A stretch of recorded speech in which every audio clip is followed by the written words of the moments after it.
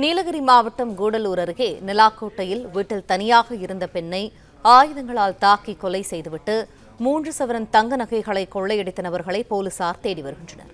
இது தொடர்பான கூடுதல் விவரங்களை எமது செய்தியாளர் விஜயசுந்தரம் வழங்க கேட்போம். விஜயசுந்தரம், வணக்கம். இந்த சம்பவமானது எப்படி நிகழ்ந்தது? இந்த வழக்கு தொடர்பான முழு விவரங்கள் என்ன? வணக்கம். நீலகிரி மாவட்டம் கூடலூர் அடுத்துள்ள நலாக்கோட்டை 9வது மைல் பகுதியில் வசித்து வருவர் முகமது. இவருடைய மனைவி பெயர் மைமூனா. இவருக்கு வயது 55. முகமது என்பவர் தேவர் சோலையில் இருக்கக்கூடிய அரபிக் கல்லூரியில பாதுகாவலராக பணிபுரிந்து வந்துட்டு இருக்காரு.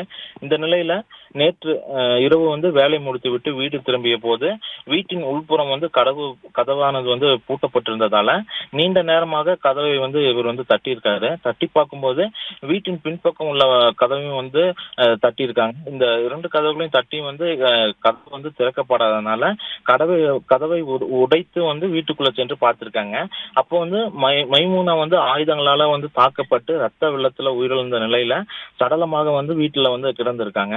இதனை கண்டு அதிர்ச்சி அடைந்த கணவர் உடனடியாக காவல்துறையினருக்கு தகவல் அளிச்சிருக்காங்க. பின்னர் சம்பவ இடத்திற்கு விரைந்து வந்த காவல்துறையினர் ஆய்வு மேற்கொண்டதுல மைமூனா கொடூரமாக தாக்கி காது மற்றும் கழுத்தில் அணிந்திருந்த நகைகள் மற்றும் திருடி சென்றது இந்த ஆய்வு மேற்கொண்டது தெரிய வந்திருக்கு. இதனை அடுத்து அந்த கொலை மற்றும் கொள்ளை சம்பவத்துல ஈடுபட்ட நபரை தற்போது காவல்துறையினர் தேடி வந்துட்டு இருக்காங்க.